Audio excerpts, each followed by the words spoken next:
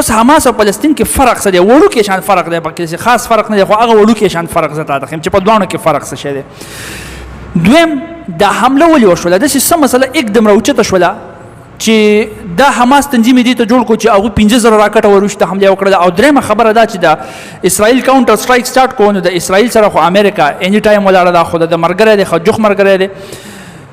اسرائیل سره امریکا ولاړم دا اسرائیل کاونټر سټرایک وم کو، خو بیا هم د امریکا سره یو غم شته دی، یو غمی خوري ټټنګ په جوړ دی، هغه څه ټټنګ دی په هغه باندې دی. په یوم زما خبره ته کېده وګ دا اسرائیل آزاد شوی دی په 1948 کې. ته دې نقشې ته وګوره، دې نقشې ته موږ وایو میډل ایست، په دې کې دا سعودي عرب دی، دا عمان دی، دا یمن دی، دا دوبۍ د په دې ځای کې ډېر اهم سټیټ دی، دلته کې گلف عمان دی، دلته یو اهم سټیټ دی سټیټ اف هارموز وته موږ وایو، دلته سویس کینال دی، دا جارډن او د سیریا څخه کې دا ایریا نه ده، دا مخکې فلسطین وروسته پکې اسرائیل 1948 کې جوړ شو. دا ما دلته کې زوم کړی غټ کړی دی، په دې ځای کې درته بیا زه صحیح طریقې سره ایکسپلین کوم.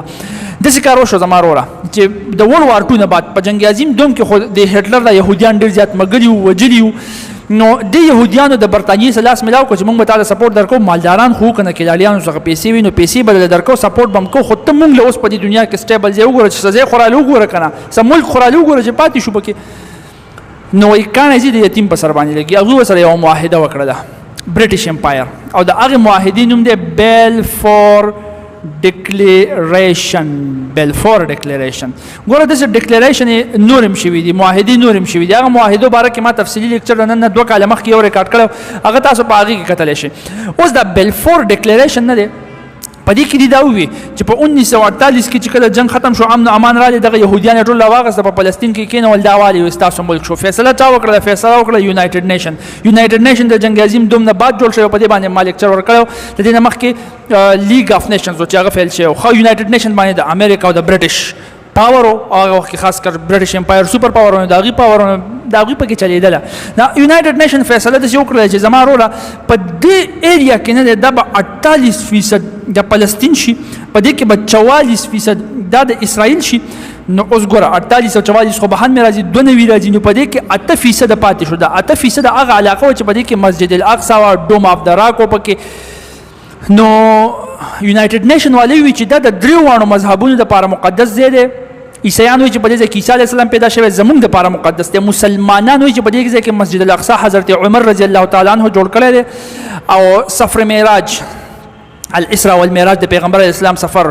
نو الاسراء کې پیغمبر اسلام د دې ځای پر راغلی او د دې ځای نه معراج په سفر باندې تللی او مسجد الاقصی هم د پکې. مسلمانان وایي چې زموږ دپاره مقدس دی، او یهودیان وایي چې نه زموږ تاریخ د دې ځای سره ریلیټډ دی، دلته کې تابوت سکینه، دلته کې ټمپل اف سلیمان دی، سلیمان علیه السلام دغه نو زموږ دپاره دا مقدس دی. نو لہذا د 3 پکې په منځ کې څه جنګ جوړ نشي، لہذا دا 8% ځای به زه ځان سره ونیسم. یونایټډ نیشن والے وي د دې لپاره چې دغلته کې امن او امان وي. اوس امن او امان پکې پاتې شو د اوسه پورې په دې 90 کاله کې که نه، په هغې کې دې مکمل فیل شوي، خو پته نه لګي چې سترګې پټې دي که څنګه چل دی.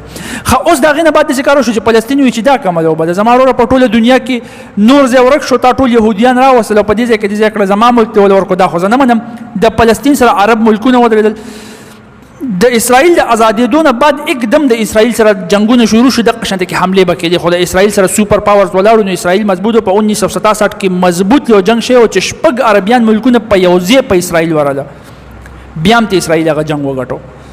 نو په بار داسې وقتن فوقتن حملو کې داسې کار شوی دی چې د اسرائیل بار په جوابي کاروایي کې د فلسطین نه ځای نیولی دی. نو اوس چې ته وګورې هغه میپ ته تقریبا 12% صرف فلسطین پاتې دی، باقي ټول اسرائیل او اسرائیل دی. اوس څنګه چل شوی دی؟ اوس دی خو وګوره، دا د اسرائیل هغه نقشه ده. اوس په دې ځای کې دا ایریا او دا ایریا یادېږي چې دا فلسطین دی. اوس دې طرف ته چې کومه دا ایریا ده، دې ته موږ ویسټ بینک وایو، او اوریجنل فلسطینیان چې ځان ته فلسطینیان وایي هغه په دې علاقه کې دي. خو په دې طرف ته کې چې دا چې کومه ایریا ده، دې طرف ته دې ته غازا پټی وایي. او دلته کې چې کوم عرب اوسېږي نو په هغې کې یو تنظیم دی چې د هغې تنظیم نوم دی حماس، او حماس یو مسلح تنظیم دی. د ټوپک په ترو باندې د تورې شپېلې په ترو باندې سړي ته جواب ورکوي، جګړه کوي ډایرکټ. نو دا چې کومې راکټې دي فایر کړي او د دې نه مخکې به هم چې کومې کېدلې د اسرائیل سره د راکټو دا لانجې، دا ټول دا حماس والا کوي چې د دې لیډر اسماعیل هانیه دی او دا په دې غازا پټۍ کې اوسېږي. ښه ته به اوس وایې چې په دواړو کې فرق څه شو؟ فرق دا دی چې د ویسټ طرف ته چې کوم فلسطینیان اوسېږي که نه، هغوی یو قسم د ډیموکریټک طریقې سره پروټیسټ احتجاج دا ریکارډ کوي. د هغوی احتجاج داسې ست چې خلک دا پر امن احتجاج وي، پر امن احتجاج دی، لکه مطلب هغوی اصلاحي ته نه لاس کوي، بس صرف خپل وینا کوي او د خولې په ترو باندې جوابونه ورکوي او خپل حق غواړي. هغه په دې ویسټ بینک کې اوسېږي او دې طرف ته چې کوم دي حماس والا هغوی زما وروره دا د خبرو کار نه دی، د لتې جواب به په سوک باندې ورکوي، سوک جواب به په لتې باندې ورکوي، ډایرکټ به حمله کولی شي دي نه مني. نو په دې دواړو کې دا فرق دی. ګوره څنګه ستا په پاکستان کې د آرمي خلاف دوه تنظیمونه دي، پی ټي ایم هم د آرمي خلاف چغې وایي او ټي ټي پي هم د آرمي خلاف ده، خو په پی ټي ایم کې دا کار دی چې هغه مسلح تنظیم نه دی، هغوی اسلحه نه ده چوته کړې، صرف د خولې په وینا باندې احتجاجونه ریکارډ کوي، وایي چې موږ پر امن احتجاج کو، ټوپک ته نه لاس کوي، جنگ جګړه نه کوي. بل طرف ته ټي ټي پي دی، هغه مسلح تنظیم دی. دغه شان فرق په دې دواړو کې هم دی. صحیح شوله. نو اوس چې دا کومه حمله کړې ده حماس والا کړې ده، نو اسرائیل والا اوس جازونه را پاسولي دي او ایر سټرایک کړي او دلته دومره بمباري وکړه چې د اسرائیل نه 200-300 مړه هغه 200-300 ول دوی په یو څو غنټو کې دلته دنه مړه کړو. یاره ښکاره خبره ته چې کله حمله کې دا غینه مخکې لک سوچ کې چې زه بیا د هغې څه طریقه را سره د ډیفنس شته دی که نشته دی. خیر دوی د اویاو کالو نه سم کړولې دي، خیر دغه اوس جدا خبره جوړېږي چې زه په دغه باندې بحث وکړم. خو اسرائیل مضبوط دی، یو حقیقت دی چې د هغوی سره دومره های ډیفنس سیستم، دومره های هتیار دی ورسره، نیوکلیر بم دی ورسره، جازونه دي ورسره، جازونه په ترو باندې حمله کوي. نو په دغه وړو راکټو په کلاشنکوف باندې به هغوی بیا څه وکړي، هغوی سم نشي کولی. نو دغه شان وقتاً فوقتاً دا حملې چې شوي دي، نو اسرائیل واپس دې ځای باندې حملې کړي او ځایونه یې نیولي دي. ښه اوس داسې خبره ده ګوره چې دا حمله اکدم د حماس والا دومره مضبوطه حمله څنګه وکړه. که تاسو ته یاد شي د نن نه یو دوه هفتې مخکې تاسو ته ما یو کلاس اخیستی و چې په هغې باندې مونږ خبره کړې وه په G20 سمیټ باندې. G20 سمیټ شوی و په انډیا کې.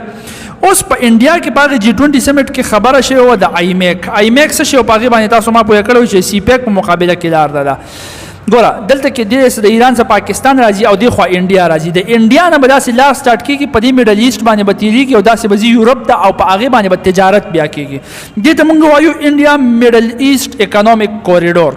او په دې کې د ټولو نه مخکې امریکا کېږي، ځکه چې امریکا غواړي چې سی پیک مقابله کې زه دغه شانته کې څه کوریډور جوړ کړم چې سی پیک کمزوری شي، چې چاینا مضبوطه په دې علاقه کې نشي.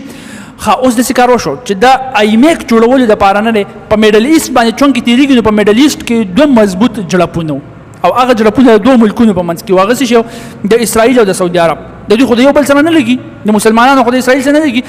نو امریکا وایي داسې کار وکړه چې اوس د دې سعودي عرب تعلقات په هره طریقه چې د دې اسرائیل سره ښه کړه، نو هله به دا آیمیک کامیابېږي زمونږ.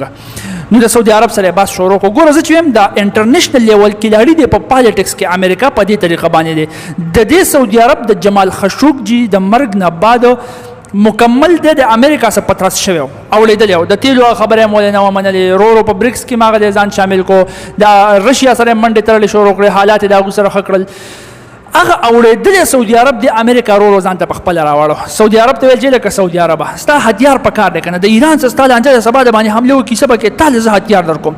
ښه نیوکلیر سیویلین پروګرام دی په کار دی، هغې کې هم درسره زه مدد کوم، ډیفنس دی په کار دی، هغې کې هم زه مدد کوم، تا ته به چا هغه د ادم څه نشي ویلی.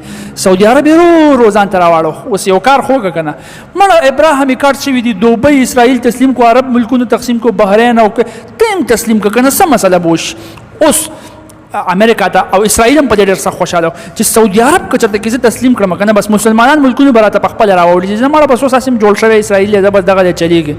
د فلسطین څه غم پیدا شو چې زما به څه کېږي. په دې خبره باندې ما بار په مختلفو لیکچرو کې بحث کړی دی، صحیح ده. او د ایران سره هم غم پیدا شو چې زما وروره چې امریکا سینکشنز خو په ما دي په د ایرانیانو کې یو کار دی، دوی د سره نه نرم اسلام نه مني، دوی بالکل د اسلام ټف رولز په خپل ملک کې چلی او د چا هغه د ادم نه ټسوي.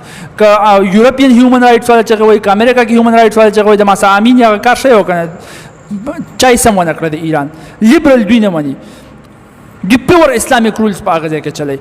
نو داسې کار شوی دی چې د هغې د وجې نه دوی خپل نظریات مکمل مضبوط ډیفنډ کوي. نو د ویسټرن ملکونو او د امریکا د ده سره نه لګي او مکمل سینکشنز دي په ایران باندې. خو د ایران د سعودي عرب سم نه لګي او هغه مسله د شیعه او سني ده او شیعه سني باندې ما ځای په ځای بحث کړی، تاسو به اورېدلي، تاسو ته ما ویلي چې دا څومره غټه مسله ده په مسلمانانو کې.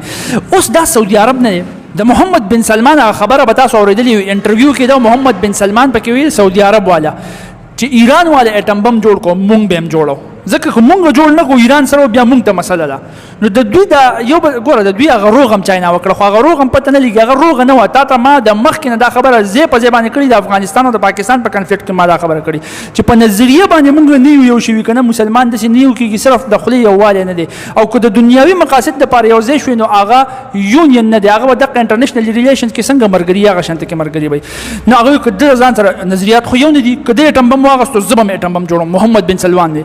نو امریکا یې مړه ولې څه مسله ده سړی مونږ د سړی یو کنه اسرائیل تسلیم کړو سعودي عرب د اسرائیل سره خوګېدو ډیل روانو د ایران څخه غم د فلسطین سره غم په دې په منځ کې ته خبر شوې وروره چې د غزا پټۍ نه مکمل مضبوط تابلتوړ حمله په اسرائیل باندې وشوه او اسرائیل ته پته ولګېده چې یاره دا دومره مضبوطه حمله اوس خو یې نه پرېږدم د جنګ اعلان یې وکړو چې جنګ اعلان یې وکړو نو ته څه وایې چې اوس به سعودي عرب تسلیم کړي مسلمانان ملکونه به یې دې ته پرېږدي چې لکه په دې حالات کې هم ته د اسرائیل سره تعلقات خوږې او تسلیمې هغه ډیل پرې وس باندې لاړې ډیل خراب شو.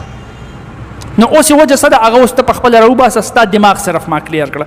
ښه په امریکا باندې ټټنګ څه شی دی نو هغه هم تاسو پته ولګي چې په امریکا باندې ټټنګ څه دی د آیمیک خطره.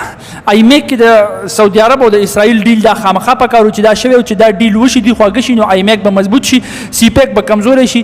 آیمیک د سعودي عرب او د اسرائیل او د فلسطین د دې ډغرې د وجې د سعودي عرب او د اسرائیل تعلقات خرابېدل د آیمیک راغورځېدل د سی پیک ختل او چاینا په دې کې ښه भरपूर کوشش کوي چې د په دې طریقه باندې د آیمیک ښه مضبوط ښکته راغورځېږي. په دې کې رشیا او چاینا هم ښه برابر خپل भरपूर کوشش کوي او سی پیک مضبوط شي او د چاینا د کمیونیست پارټي په دې ځای کې پنجې مضبوط شي. اوس به نورم کلیر شوي چې دا اقدم حمله څنګه وشوله په اسرائیل باندې. اوس د اسرائیل کې آیرن ډوم سیستم دا څه شی دی دا بنکرز دوی څنګه جوړ کړي دي دا به ان شاء الله په نیکسټ لیکچر کې ایکسپلین کو او کمی معاهدې شوي دي اسرائیل څنګه یو الیګل طریقه باندې دلته کې راغلی دی هغه د ما په مخکینو لیکچرو کې الریډي ریکارډ دی په هغې کې کتلی شي. او اخره کې یو خبره ده چې په افغانستان کې زلزله شوې ده تقریبا 6.2 ریکټر سکیل هلته کې تباهي ښه کړې ده چې چا نه مدد کېدی شي د خپلو مسلمانانو وروڼو سره مدد وکړي ورسېدی نه شي کم از کم د دې ځای نه دوا ورته لازمي وکړه چې افغانستان دی الله تعالی آباد کړي او د امن او امان صورتحال دی پکې شروع کړي او په خپل منځ کې موږ ټول مسلمانان دی الله تعالی رونه کی او یو ځای دي کې او متحد دي کې. آمین ثم آمین. جزاک الله.